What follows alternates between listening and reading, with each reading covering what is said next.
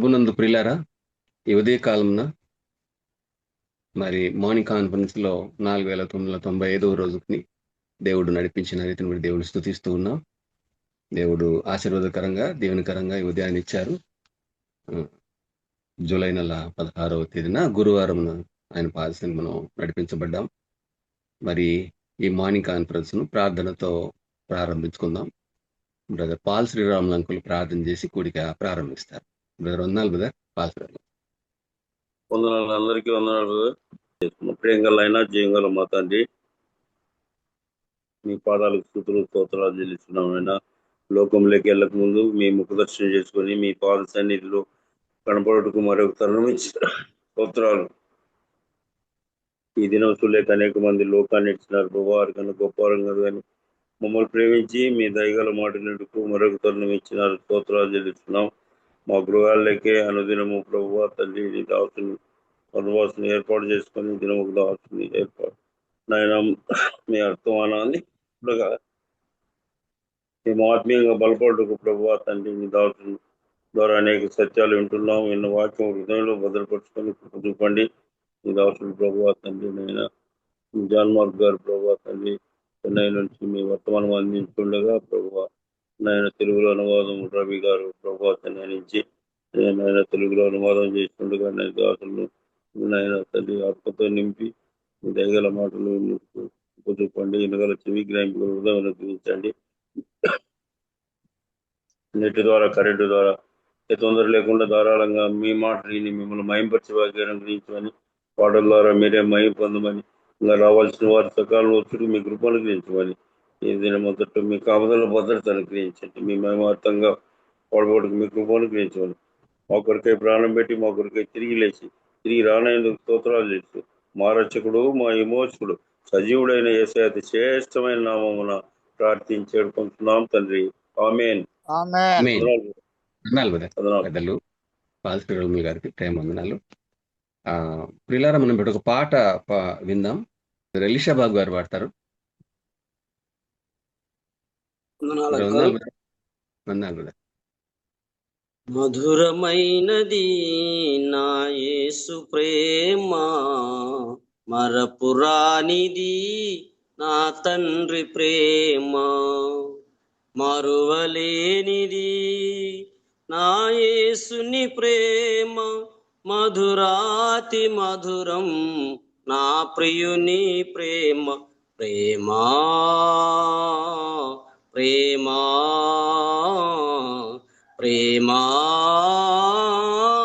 నా యేసు ప్రేమ, మధురమైనది నా యేసు ప్రేమ, మరపురానిది నా యేసు ప్రేమ. ఇహలోకాశలతో అంధుడనే నైతిని, నీ సన్నిధి విడిచి నీకు దూరమైతిని. చల్లని స్వరముతో నన్ను నీవు పిలిచి నీ సన్నిధిలో నిలిపిన నీ ప్రేమ మధురం. ప్రేమా ప్రేమా ప్రేమా నా యేసు ప్రేమ, మధురమైనది నా యేసు ప్రేమ, మరపురానిది నా తండ్రి ప్రేమ. పర్వతములు తొలగిన, మెట్టలు గతి తప్పిన, ఎగసి పడే అలలతో కడలి గర్జించిన, మరణపు ఛాయలే దరిచేరనీయక కౌగిటి దాచిన నీ ప్రేమ మధురం. ప్రేమా ప్రేమా ప్రేమా నా యేసు ప్రేమ, మధురమైనది నా యేసు ప్రేమ, మరపురానిది నా తండ్రి ప్రేమ. నీ సిలువ ప్రేమతో నన్ను ప్రేమించి మార్గమును చూపి మన్నించితివి. మరణపు ముల్లును విరిచిన దేవా, జీవము నొసగిన నీ ప్రేమ మధురం. ప్రేమా ప్రేమా ప్రేమా నా యేసు ప్రేమ మధురమైనది, నా యేసు ప్రేమ మరపురానిది, నా తండ్రి ప్రేమ. వందనాలన్నా. వందనాలు brother. వందనాలు. ప్రియులారా, మనము దేవుని వాక్యాన్ని వినిపించడానికి బ్రదర్ జాన్ మార్క్ గారిని ఆహ్వానించిండగా, మరి వారు తమిళ్లో వాక్యం అందిస్తారు. మరి దాన్ని తర్జుమా చేయడానికి బ్రదర్ రవి గారు ఉన్నారు. వారిరువురు వాక్యము అందించే ముందు వాక్యం కొరకు బ్రదర్ జాన్పాల్ గారు ప్రార్థన చేస్తారు. బ్రదర్ జాన్పాల్, వందనాలు బ్రదర్.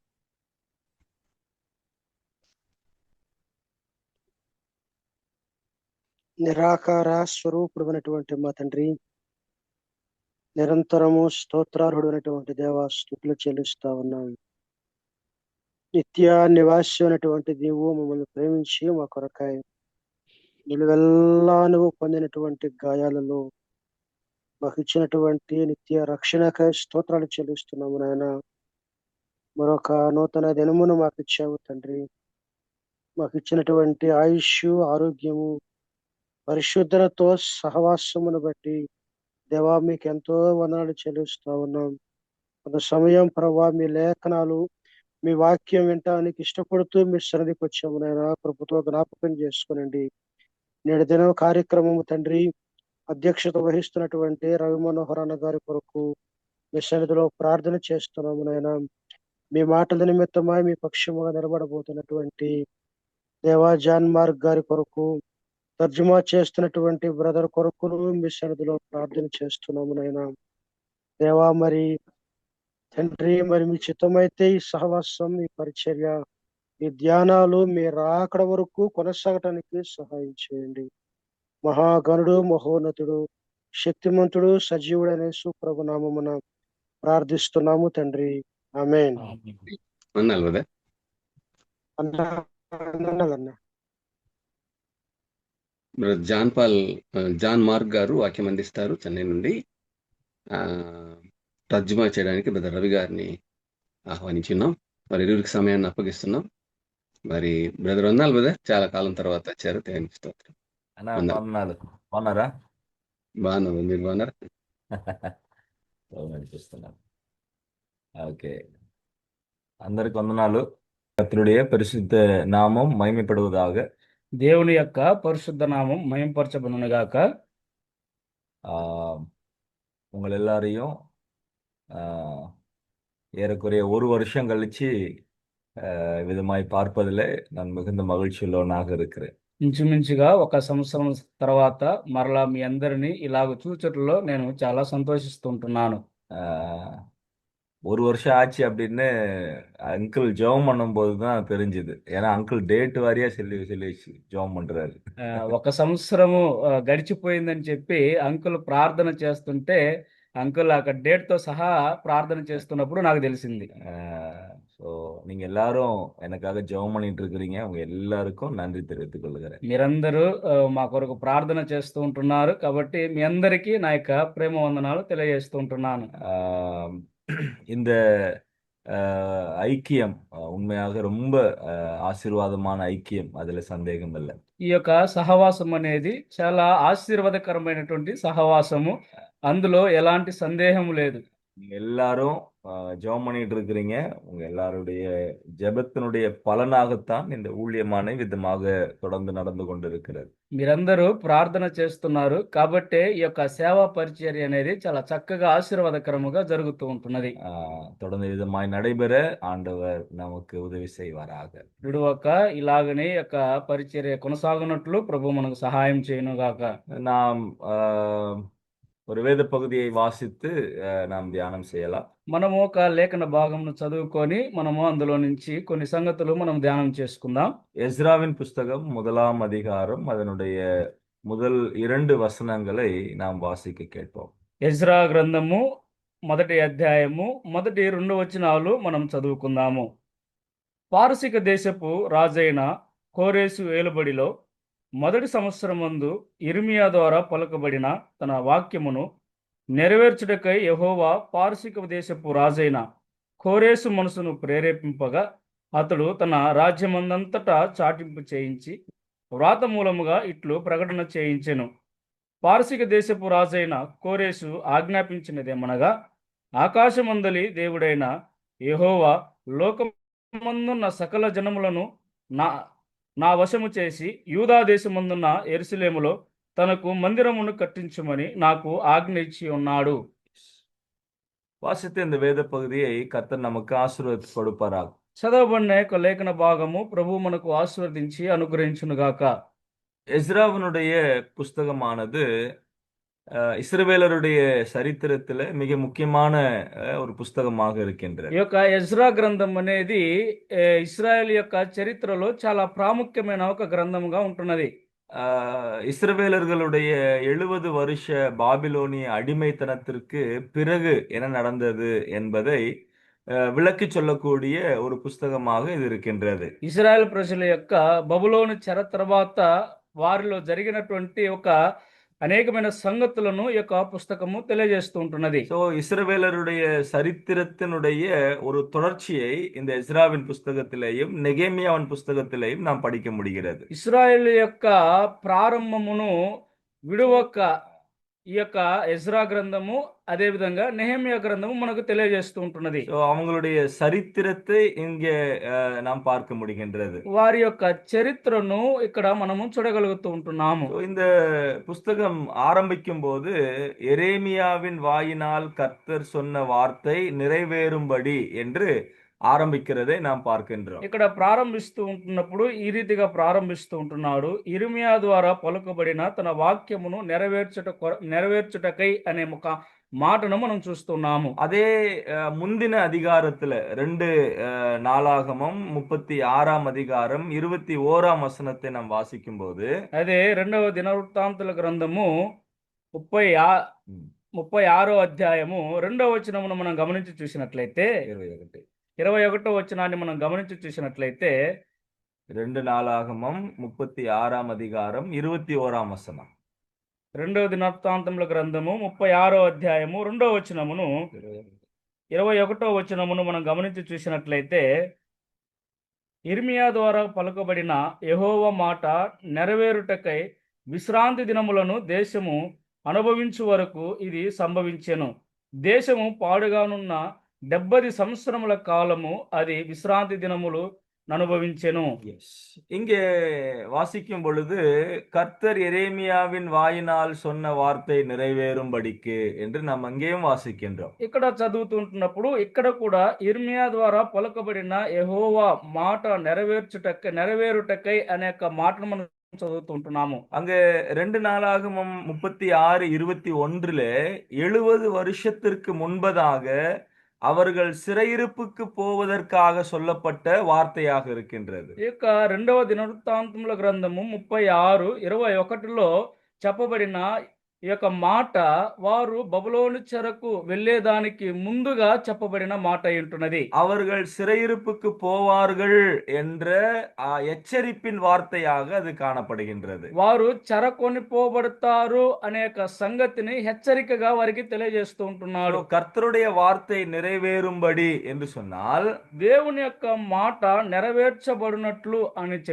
చూసినట్లయితే அந்த வார்த்தையிலே தேவனுடைய கோபமும் தேவனுடைய எச்சரிப்பும் இருக்கிறதாக நாம் பார்க்க முடிகிறது. అనేక మాటల్లో దేవుని యొక్క కోపము ఆయన యొక్క హెచ్చరిక రెండు కూడా కలిసి ఉంటున్నాయి. ஆனால் எஸ்ரா 1:1 நாம் வாசிக்கும் பொழுது, కానీ ఎజ్రా గ్రంథము 1:1లో మనం చదివినప్పుడు அந்த வார்த்தையில தேவனுடைய இரக்கமும் தேவனுடைய கிருபையும் இருக்கிறது என்று நாம் பார்க்கின்றோம். ఇక్కడ ఎజ్రా గ్రంథములో పలుకబడిన యొక్క మాటలో మనం చూసినట్లయితే అందులో దేవుని యొక్క కృప ఆయన యొక్క కనికరము ఇక్కడ కనబడుతూ ఉంటున్నాయి. ఉంటున్నాయి. காரணம் 70 வருடங்கள் கழித்து அவர் திரும்பவும் தன்னுடைய ஜனங்களை கொண்டு வருகிறதை குறித்து இங்க சொல்லப்படுகின்றது. కారణం ఏమిటంటే 70 సంవత్సరాల తరువాత మరలా ఆయన తన యొక్క ప్రజలను ఆయన తీసుకొని వస్తున్నట్లుగా మనం చూస్తుంటున్నాము. அப்போ தேவன் அவருடைய வார்த்தையை சரியாய் நிறைவேற்றுகிறவர் என்பதை நாம் இங்கே பார்க்க முடிகிறது. కాబట్టి ఇక్కడ దేవుడు ఆయన తన యొక్క మాటను సరిగా నెరవేర్చువాడుగా ఉన్నాడని మనం చూస్తూ ఉంటున్నాము. கர்த்தருடைய வார்த்தையின்படியாக அவர்கள் அடிமைத்தனத்திற்கு போனார்கள். దేవుని యొక్క మాట చొప్పున వారు చెరకొనబోబడినారు. தேவனுடைய வார்த்தையின்படியாகவே அவர்கள் திரும்பவும் கொண்டு வரப்பட்டவர்களாக இருக்கின்றார்கள்.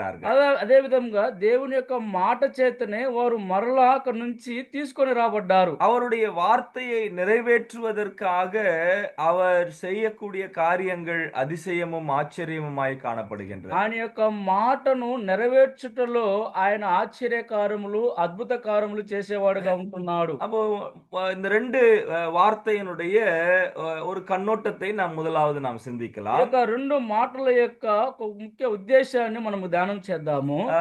2 நாளாகமம் 36:21 நாம் வாசிக்கும் பொழுது 2 దినవృత్తాంతముల గ్రంథము 36:21 మనం చదువుతూ ఉన్నప్పుడు கர்த்தருடைய வார்த்தையின்படியாகவே அவர்கள் அடிமைத்தனத்திற்கு போனார்கள் என்று நாம் அங்கே பார்க்கின்றோம். యెహోవా మాట చొప్పునే వారు చెరకొనపోబడినారు అనే యొక్క మాటను మనం చూస్తూ ఉంటున్నాము. அவர் எப்போ சொல்ல ஆரம்பிச்சாரு அப்படின்னா ఆయన ఎప్పుడు చెప్పుటకు ప్రారంభించాడు అంటే இந்த வசனத்திலே எரேமியாவின் வாயினால் என்று சொல்லப்படுகின்றது. ఈ యొక్క వచనములోనే ఇర్మియా ద్వారా పలుకబడిన మాట అని మనం చూస్తున్నాము.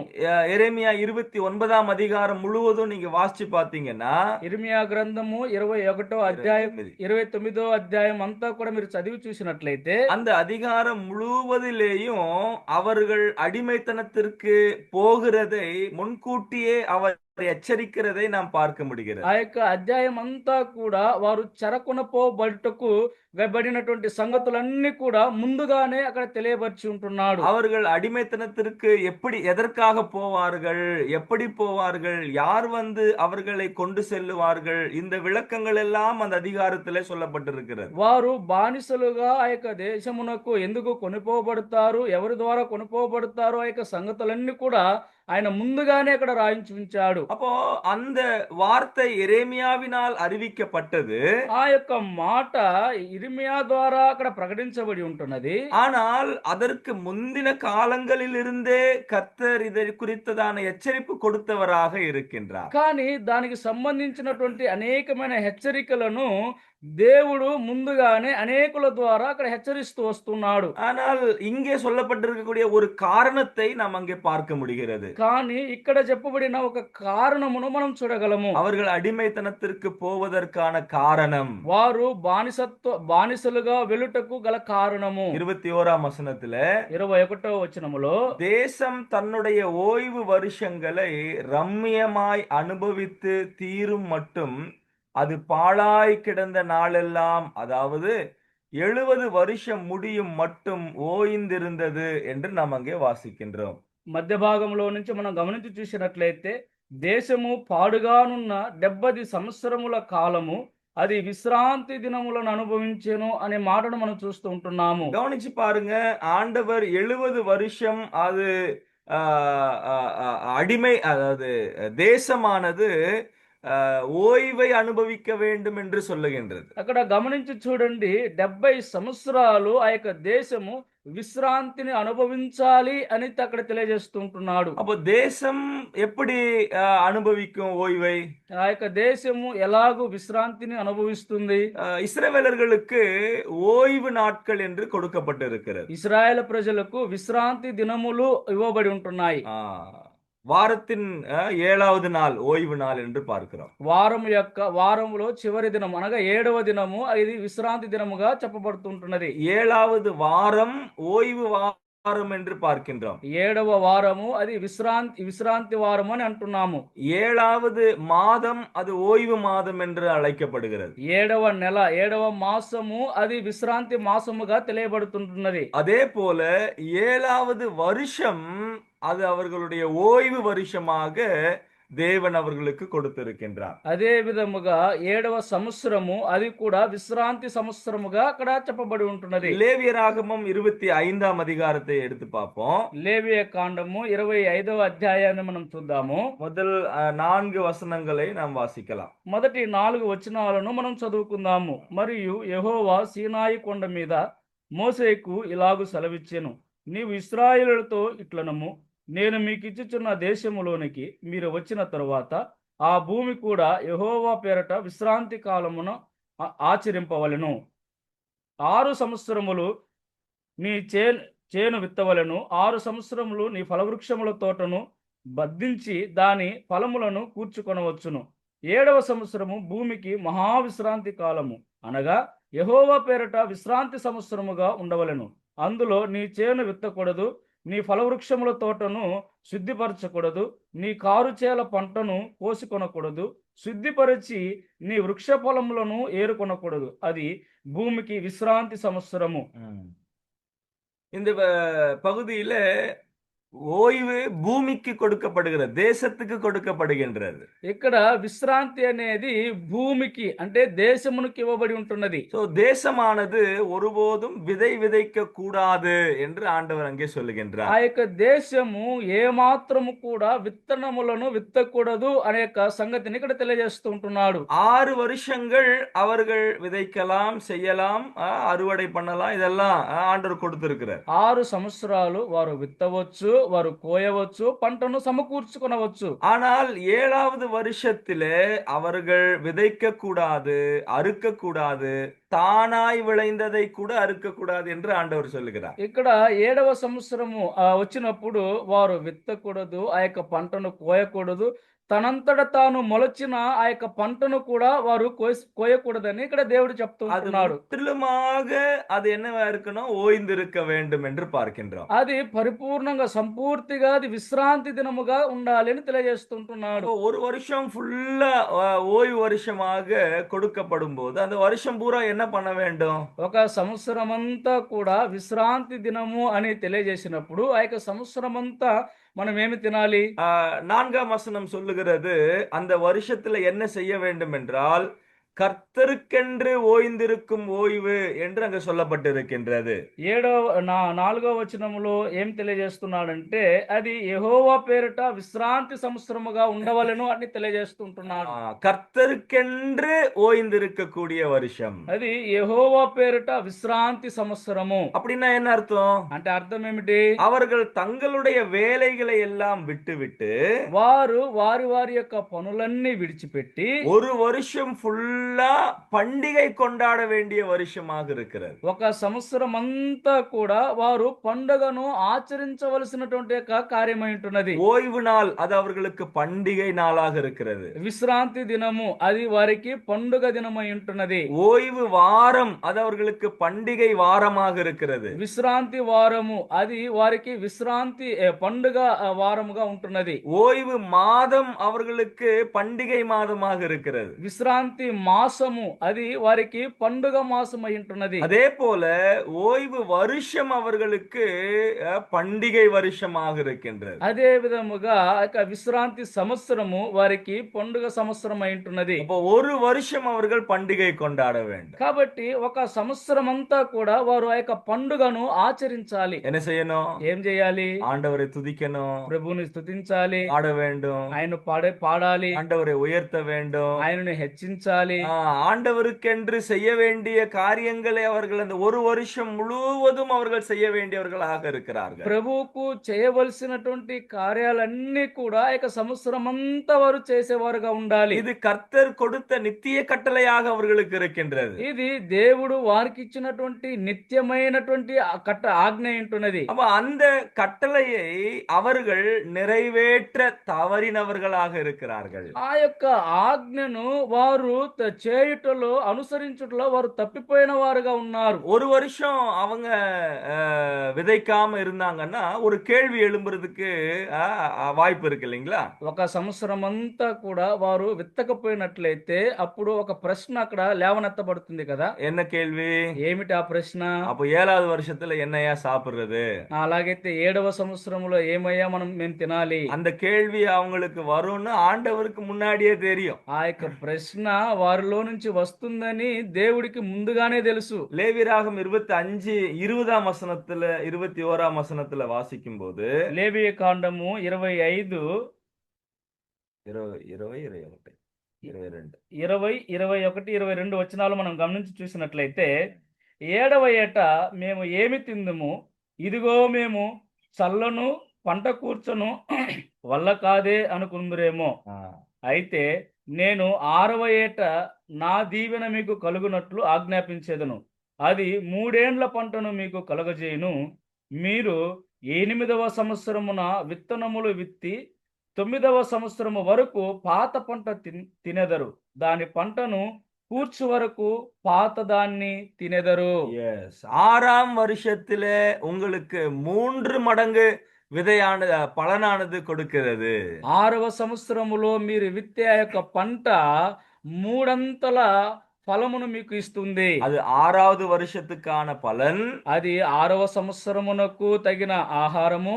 7வது வருஷத்துக்கான ஆகாரம். అది 7వ సంవత్సరమునకు తగినటువంటి ఆహారము. 8வது வருஷத்துக்கும் அது ஆகாரமா இருக்கிறது. అది 8వ సంవత్సరమునకు కూడా అది ఆహారముగా ఉంటుంది. ஏன் 8வது வருஷம்? ఎందుకు 8వ సంవత్సరము? அவர்கள் விதைத்த உடனே சாப்பிட முடியாது இல்லையா? వారు విత్తిన వెంటనే ఆ యొక్క పంటను తినలేరు కదా.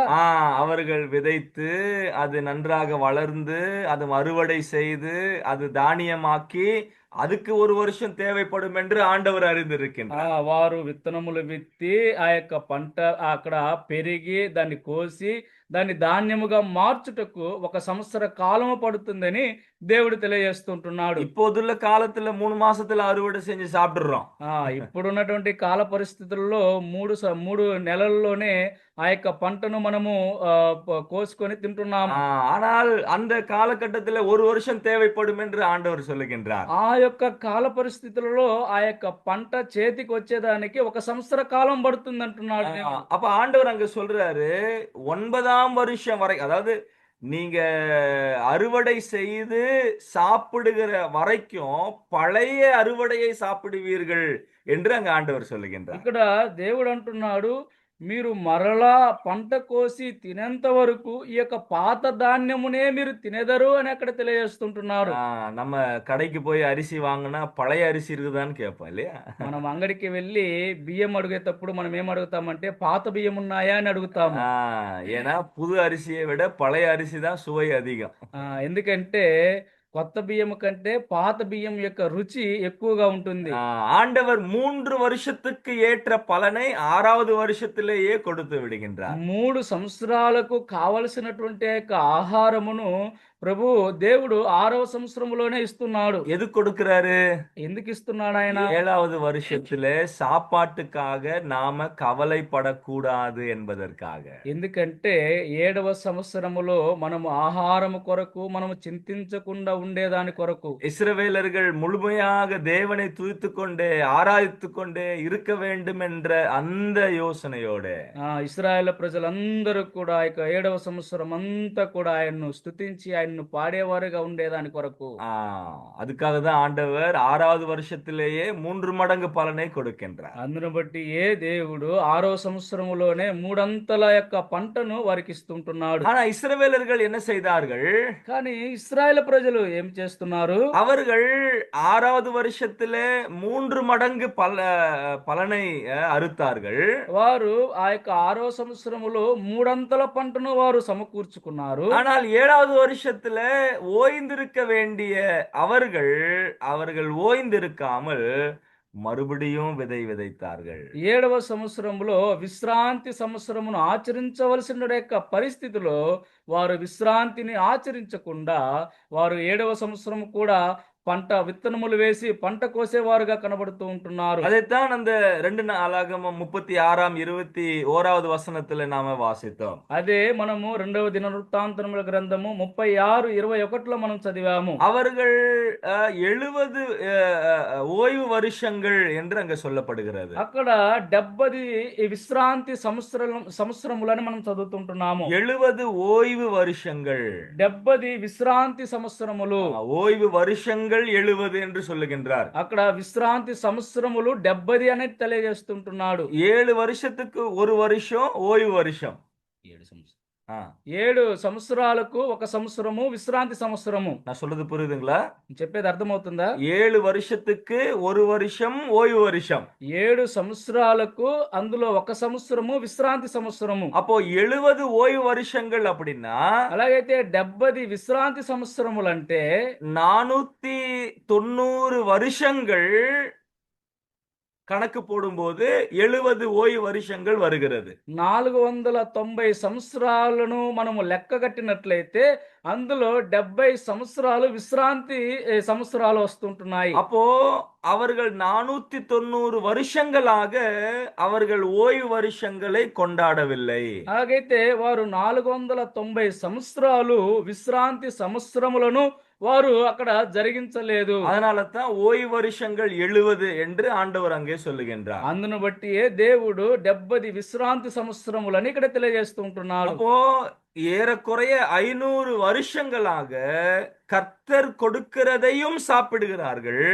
ஆனால் கர்த்தருக்கு கொடுக்க வேண்டியதை அவர்கள் கொடுக்கவில்லை. ఇంచుమించుగా 500 సంవత్సరాలు వారు దేవుడు ఇచ్చేదానిని తింటున్నారు, కానీ దేవునికి ఇవ్వవలసిన దానిని వారు ఇవ్వలేకపోయారు. அதனால தான் கர்த்தர் சொன்னாரு, நீங்கள் అడిమైతనத்திற்கு పోవீர்கள் என்று சொல்லி. అందును బట్టి దేవుడు అన్నాడు, మీరు బానిసత్వములోనికి మీరు కొనిపోబడతారు అని. என்ன காரணம்? కారణం ఏమిటి? ஒரு காரணம், எனக்கு கொடுக்க வேண்டிய முதன்மை இடம் நீங்கள் கொடுக்காததினாலே. దానికి కారణం ఏమిటంటే అందులో మొదటి కారణము, నాకు ఇవ్వవలసినటువంటి ప్రాముఖ్యతను, నా మొదటి స్థానమును నాకు ఇవ్వలేదు.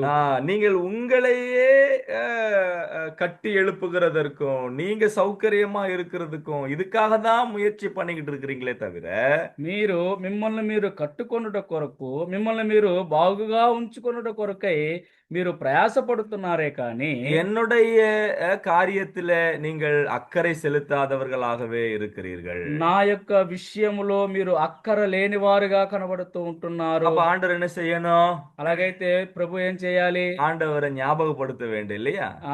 దేవుడు జ్ఞాపకం చేయాలి కదా.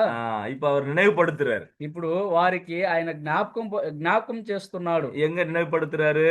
ఎక్కడ జ్ఞాపకం చేస్తున్నాడు? பாருங்க, 137ஆம் சங்கீதத்தை எடுத்துக்கொள்ளுங்க. 137వ కీర్తన తీయండి. முதல் 4 வசனங்கள்.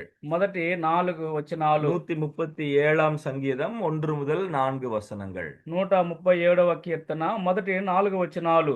బబులోను నదుల యొద్ద కూర్చుని ఉన్నప్పుడు మనము సియోనును జ్ఞాపకము చేసుకొని ఏడ్చుచుంటిమి.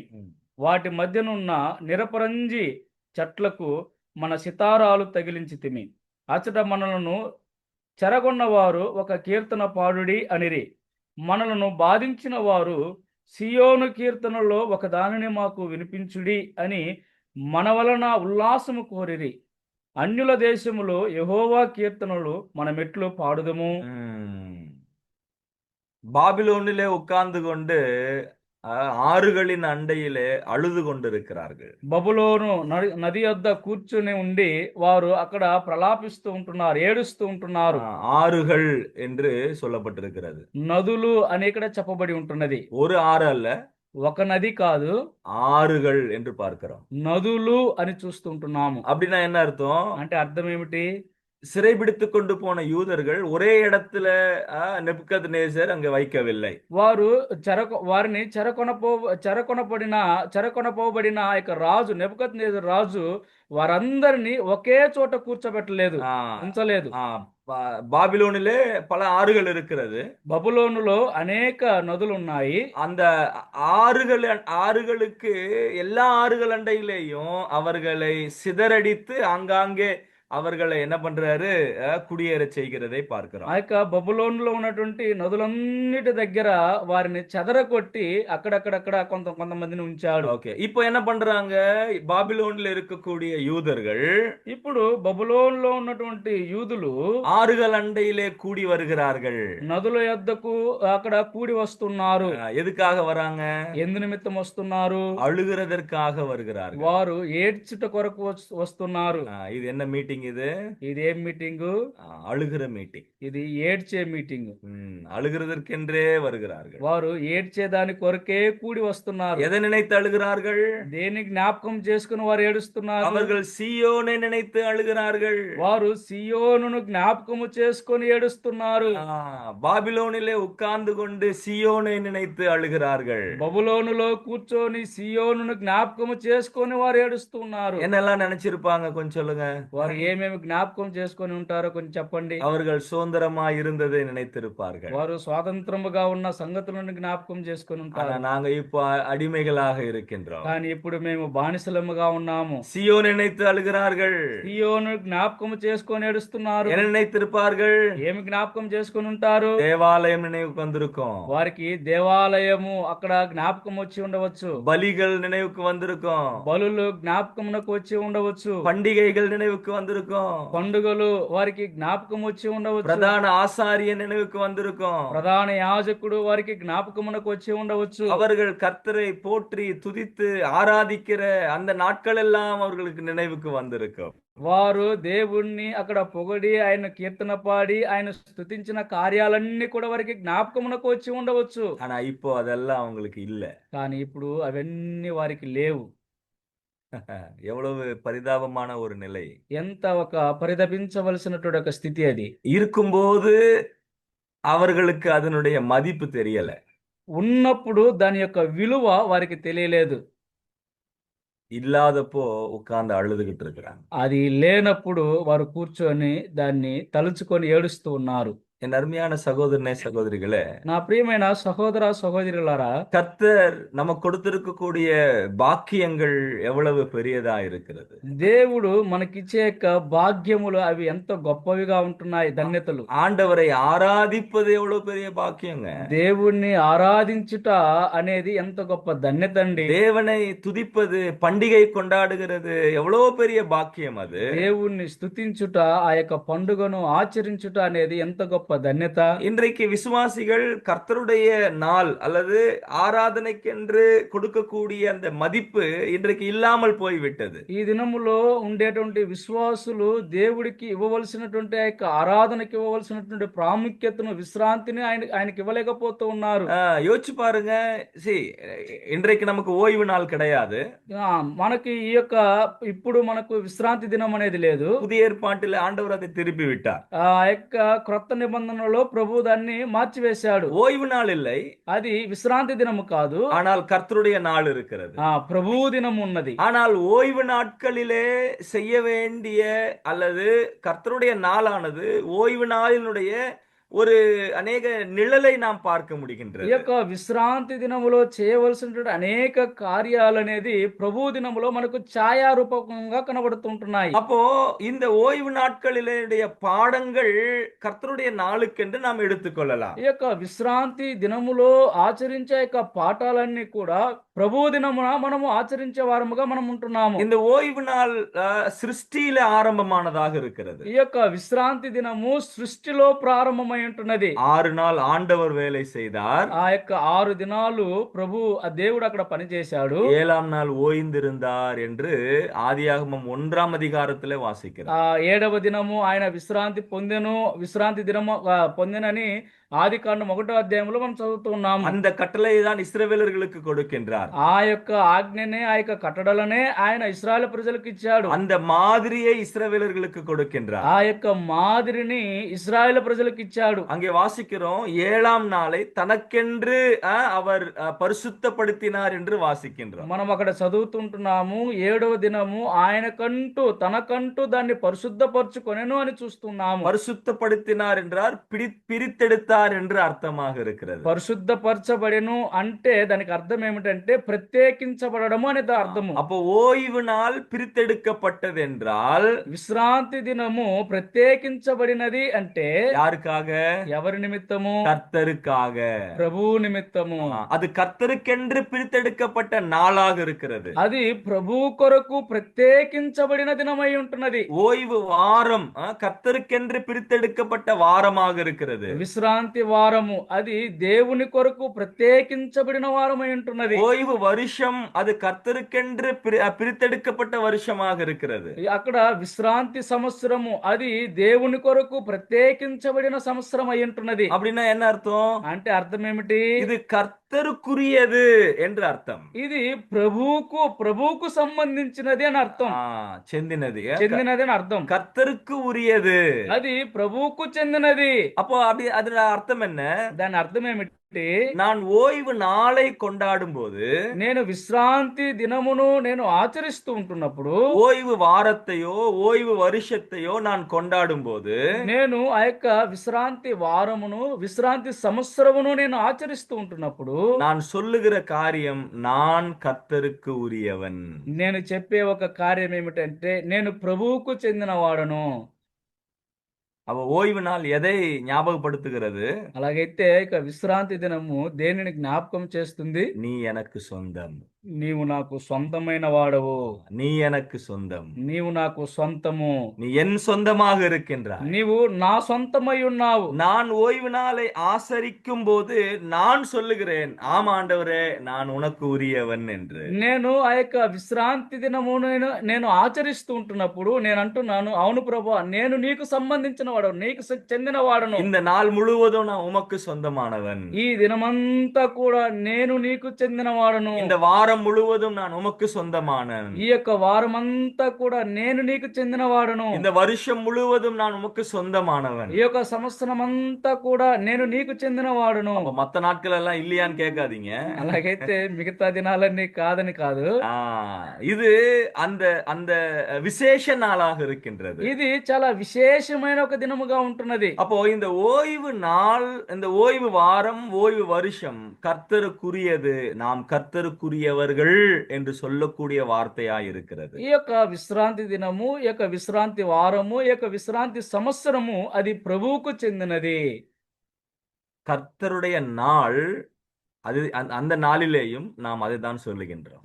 ప్రభు దినమున కూడా మనం ఆ యొక్క సంగతిని మనం చెప్తూ ఉంటున్నాము. அந்த நாளிலே கர்த்தருடைய நாள் சமூகத்துக்கு வரும் பொழுது, ஆண்டவரே நான் உமக்கு சொந்தமானவன் என்று சொல்லாமல், வார்த்தையில சொல்லாமல் செயலிலே காண்பிக்கக்கூடிய ஒன்றாக இருக்கிறது. ఆ యొక్క ప్రభు దినమున మనం ఆయన యొక్క సన్నిధానమునకు వచ్చి, ప్రభువా నేను నీకు చెందిన వాడును అని చెప్పి మాటలతో కాకుండా మన యొక్క క్రియల ద్వారా దాన్ని మనం కనబరిచే వారముగా ఉండాలి. யோசிச்சு பாருங்க, அன்னைக்கு கூட கர்த்தருடைய சமூகத்துக்கு வரலன்னா, మన ఆలోచన చేసి చూడండి, ఆ దినము కూడా మనము ప్రభు సన్నిధానమునకు రాలేదంటే என்ன சொல்றோம்?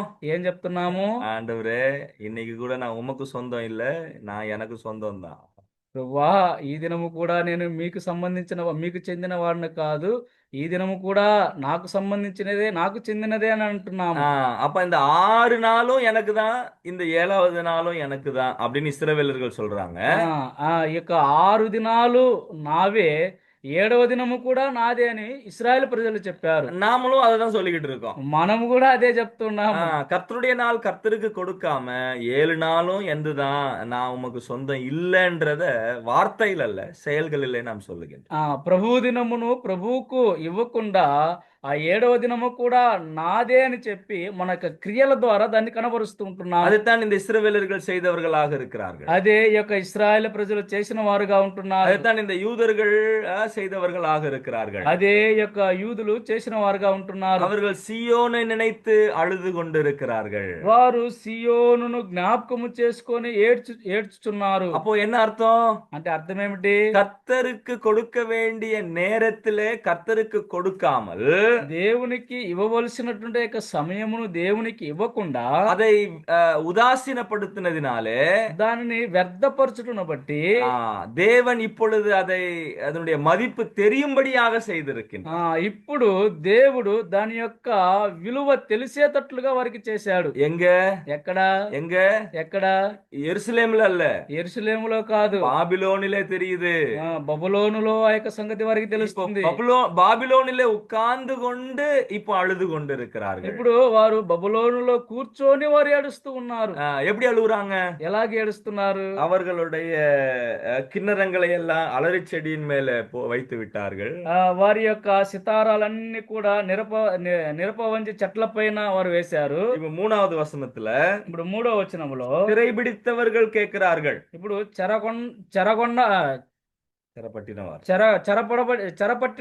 చెరగొన్న వారు అంటున్నారు. தங்களை சிறைபிடித்தவர்கள் கேட்கிறார்கள். వారిని చెరకు కొనిపోయబడిన వారు అంటున్నారు. எங்களுக்கு சில பாடல்களை பாடுங்க. వారిని చెరకొనబోబడిన వారు వారిని చూసి అంటున్నారు, మా కొరకు కొన్ని పాటలను పాడండి, కీర్తనలను పాడండి.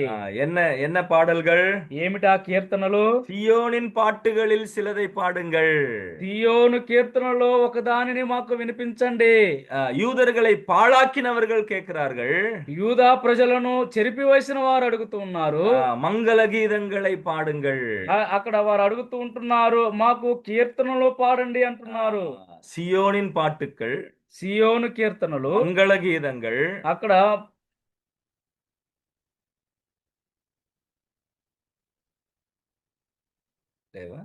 సియోను కీర్తనలు అక్కడ వినిపించండి అక్కడ అంటున్నారు. ஆனா யூதர்கள் பாட முடியல. కానీ యూదులు వాటిని పాడలేకపోయారు. அவங்கள பார்த்து சொல்றாங்க, వారిని చూసి అంటున్నారు, கர்த்தரின் பாட்டை அந்நிய தேசத்தில் நாங்கள் பாடுவது எப்படி? యెహోవా కీర్తనలను అన్య దేశములో మేము ఎట్లు పాడెదము? இந்த குரூப்ல இருக்கிறவங்க சொல்லுங்க. ஏறக்குறைய 40 கனெக்ஷன் இருக்கிறது. ఈ యొక్క గ్రూప్ లో ఉన్నవారు చెప్పండి. ఇంచుమించుగా 45 మంది ఇక్కడ ఉన్నారు. 40 మంది ఉన్నారు. 40 கனெக்ஷன், 40 కనెక్షన్లు ఇక్కడ ఉంటున్నాయి. உங்களுக்கு தெரிஞ்ச சியோன் பாட்டு சொல்லுங்க. మీకు తెలిసిన కొన్ని సియోను పాటలు చెప్పండి, కీర్తనలు చెప్పండి. எல்லாருக்கும் ஒரு பாட்டு தான் தெரியும். எனக்கு தெரிஞ்சு అందరికి ఒకే పాట తెలుసు, నాకు తెలిసి. సియోను పాటలు సంతోషముగా పాడుచు సియోను వెళ్ళుదము. ஓகே, அப்போ சியோன் பாடல் அப்படின்னு சொல்லும்போது அந்த பாட்டுல சந்தோஷம் இருக்கு.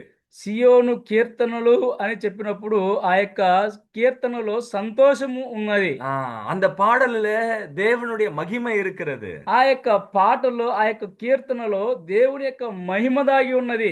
தேவனுடைய வல்லமை அங்க சொல்லப்படுகிறது. దేవుని యొక్క శక్తిని గురించి అక్కడ చెప్పబడి ఉంటున్నది. இப்ப எங்க உட்கார்ந்து இருக்காங்க? ఇప్పుడు వారు ఎక్కడ కూర్చుని ఉన్నారు? అన్య దేశத்துல உட்கார்ந்து இருக்கிறாங்க. అన్య దేశంలో కూర్చున్నారు. அடிமைகளா உட்கார்ந்து இருக்கிறாங்க. వారు బానిసలుగా కూర్చున్నారు. இப்ப அங்க உட்கார்ந்துட்டு சீயோனுடைய பாடலை சந்தோஷமாக பாடுங்கள் அப்படின்னு சொன்னா, ఇప్పుడు అక్కడ కూర్చొని సియోను కీర్తనలను సంతోషముగా పాడండి అని పాడినట్లయితే கேக்குறவங்க என்ன சொல்லுவாங்க? వినేవారు ఏమంటారు? ஓ, இங்க உட்கார்ந்து கூட நீ ரொம்ப சந்தோஷமா இருக்கிறியா? ఎక్కడ కూర్చొని కూడా నువ్వు చాలా సంతోషముగా ఉన్నావా? அவங்களுடைய சந்தோஷத்தை வெளிப்படுத்த முடியாது. వారి యొక్క సంతోషమును ఆనందమును అక్కడ వారు బయలుపరచలేరు. அவங்களுடைய தேவனை அவங்க வெளிப்படுத்த முடியாது. వారి యొక్క దేవుణ్ణి వారు అక్కడ బయలుపరచలేరు. அவங்களுடைய நிலை எப்படி இருக்குன்னா அது பரிதாப நிலையாக இருக்கு. వారి యొక్క స్థితి ఇప్పుడు ఎలాగుందంటే చాలా పరిదపించబడినటువంటి స్థితిలో వారు ఉంటున్నారు. ஐயா, அவங்களுக்கு பாடணும்னு ஆசை இருக்கு. అయ్యా, వారికి పాడాలని ఆశ ఉంది, பாட முடியல. కానీ పాడలేకపోతున్నారు. என்ன காரணம் ఏమిటి? பாடக்கூடிய நேரம் இருந்தபோது, పాడే సమయము వారికి ఉన్నప్పుడు அது அவங்களுக்கு பெருசா தெரியல. అది వారికి అది పెద్దగా గొప్పగా తెలియలేదు. அது அவங்களுடைய வேலைகளை செய்கிறதற்கு அதிக முயற்சிகளை பார்த்தார்கள். ఆ సమయంలో వారి యొక్క సొంత పనులు చేసుకొనుటకు వారు ప్రయాసపడ్డారు. கர்த்தரை துதிக்க வேண்டிய நாள் அது. దేవుణ్ణి స్తుతించవలసినటువంటి యొక్క దినం అది. துதிக்கல, వారు స్తుతించలేదు. அவர்கள் தேவனை துதிக்க வேண்டிய வாரம் அது.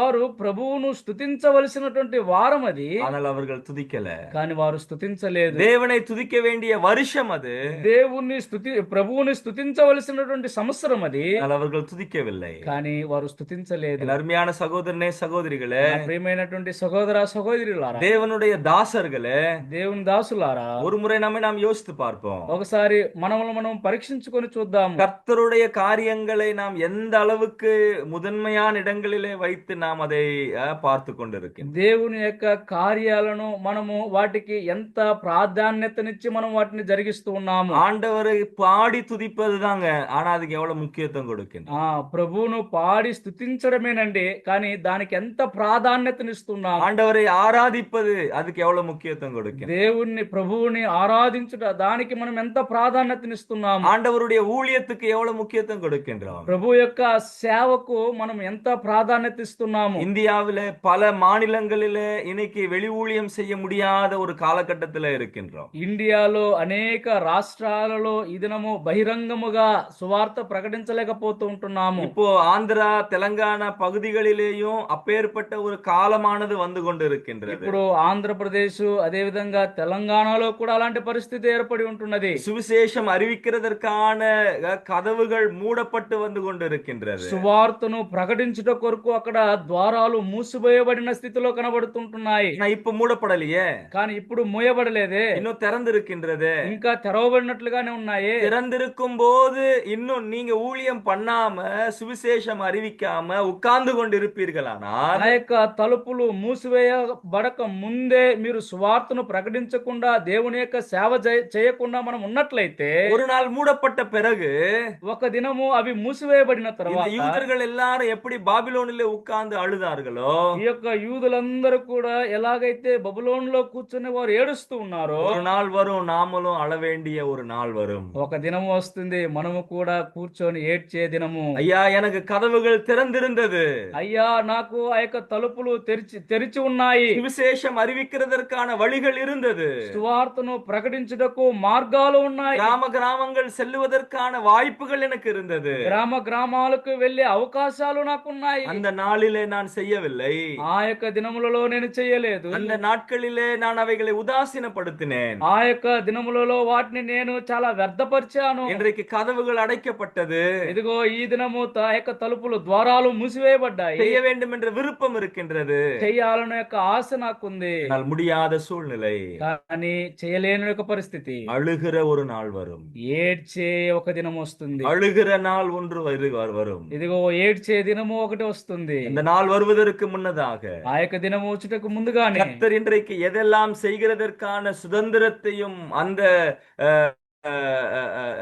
வாய்ப்பைகளை நமக்கு கொடுத்திருக்கின்றாரோ, ప్రభు ఈ దినము మనం చేయుటకు ఏమేమైతే స్వాతంత్రమును ఆ యొక్క అవకాశాలను మనకి ఇచ్చి ఉన్నాడో, அந்த காரியங்கள் எல்லாம் செய்வதற்கு நாம் எப்பொழுதும் முன்வரக்கூடியவர்களாக நாம் இருக்க வேண்டும். ఆ యొక్క కార్యాలన్నీ కూడా చేయుట కొరకు మనము ఎల్లప్పుడూ మనము ముందుకు వచ్చే వారముగా మనం ఉండాలి. அந்த ஒரு காரியத்தை நாம் உதாசீனப்படுத்துகிறவர்களாக நாம் இருக்கக்கூடாது. ఆ యొక్క దేవుని యొక్క పనిని వ్యర్థపరిచే వారముగా మనం ఉండకూడదు.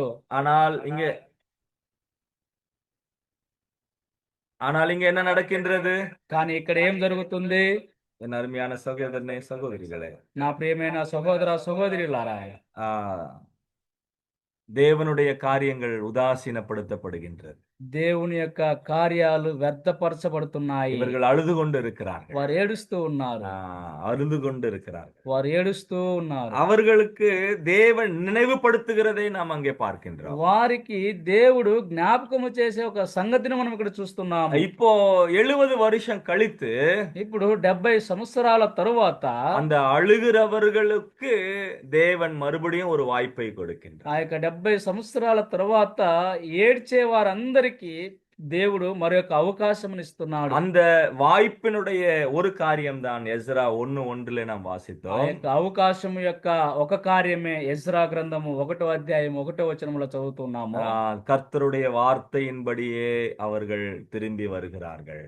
యెహోవా మాట చొప్పుననే వారు మరలా తిరిగి వస్తూ ఉన్నారు. கர்த்தருடைய வார்த்தையின்படியாக ஆண்டவர் அங்கே அடிமைத்தனத்துக்கு கொண்டு போனார். ఇదిగో దేవుని యొక్క మాట చొప్పుననే దేవుడు వారిని ఆ యొక్క వారసత్వంలోనికి తీసుకొని వెళ్ళాడు. ஆண்டவருடைய வார்த்தையின்படியாகவே அவர்களை திரும்பி கொண்டு வருகிறார். దేవుని యొక్క మాట చొప్పుననే మరలా వారు బయటికి తీసుకురాబడ్డారు. ஏன் அவர்கள் கொண்டு போனார் என்றதற்கான ஒரு காரணத்தை நாம் இங்கே பார்த்தோம். వారు ఎందుకు బానిసలుగా కొనిపోబడ్డారు అనే దానికి ఒక కారణమును మనం ఇప్పుడు చూసాము. கர்த்தருக்கு கொடுக்க வேண்டியதை அவர்கள் கொடுக்காததினாலே. దేవునికి ఇవ్వవలసిన దానిని వారు దేవునికి ఇవ్వలేదు.